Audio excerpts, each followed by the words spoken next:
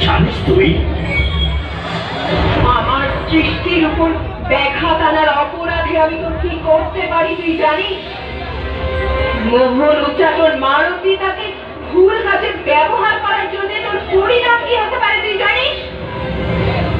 তোর স্পর্ধা দণ্ড আমি তোকে এক্ষুনি দেব। দণ্ড তো এখন তোর প্রাপ্ত হবে।